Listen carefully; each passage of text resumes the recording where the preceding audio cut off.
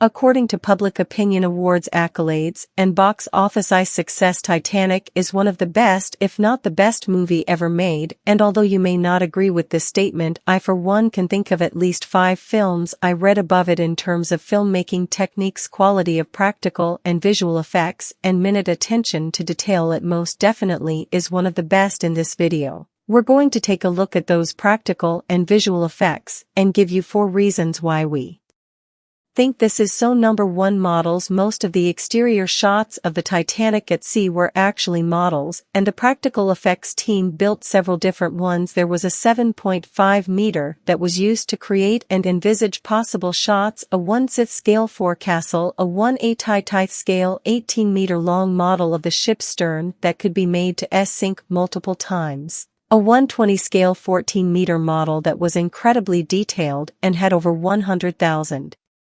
rivets that had to be drilled and added by hand one by one. This model had to be this detailed because it had to be able to stand up in some pretty close-up shots. This also meant that it had to be historically correct too, so they had a Titanic historian in the workshop to act as a consultant as they built it. This model was used for perhaps the 2 most iconic shots in the movie, the I'm Flying shot and the Millionaire shot. No 2 iconic shots. Both of these shots used a similar technique but had totally different purposes. The $1 million shot was designed to show both for majesty and splendor of the Titanic ship and its passengers' unsuspecting excitement. The 1/20th scale model was shot on a motion control green screen and soundstage. That camera motion was then translated onto a green screen and soundstage with Jack and Fabrizio on a turntable and the camera dollying back. These shots were then composited, and when the camera couldn't dolly back anymore, transitioned to CG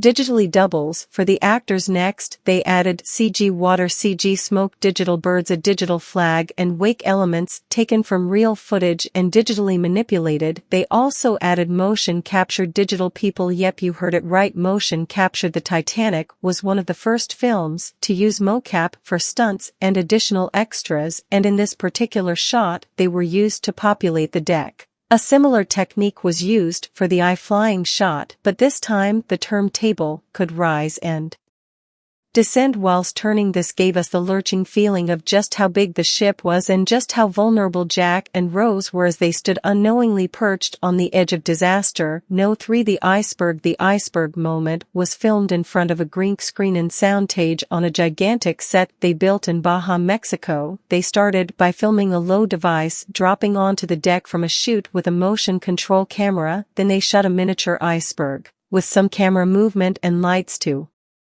simulate the light cast from the ship's windows as it went past. Next, they created CG ice elements to bridge between the miniature iceberg and the real ice falling onto the deck. Then everything was composited together into the final shot. No, for the sinking. The sinking scene required every digital tool, every special effect, and every camera trick the filmmakers could think of. They started filming on their massive set in Baja, Mexico. Here they built a 236-meter long, almost 1:1 scale model of the Titanic. This model could be split into separate sections to allow for different angles of tilt. The main part could be tilted 6 degrees, the front 55-meter section could be tilted even further, and the rear section could tilt a full 90 degrees. Even though they could tilt the main ship 6 degrees, the real Titanic would have tilted a lot more. To compensate for this, the filmmakers used a Dutch angle. This is a technique where they tilt the camera on the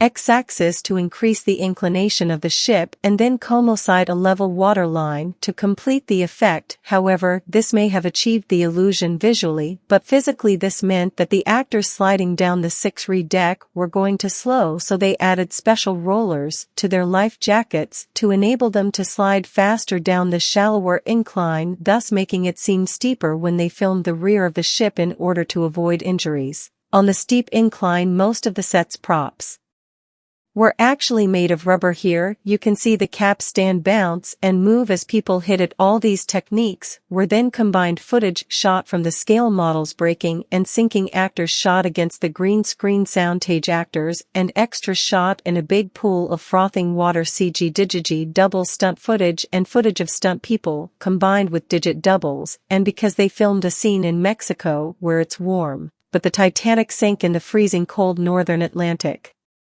Ocean, they also had to add a visible breath. These were actually real breath elements shot on a black set and then composited onto the actors, and it had to be done for over 100 shots. All this goes to show the tremendous amount of work that goes on in the background of a movie like this. Things we never see: years of researching, careful planning, meticulous preparation, and skillful building to produce a blockbuster movie that, with a runtime of over 3 hours, may have seemed quite long, but still was only ever the tip of the iceberg.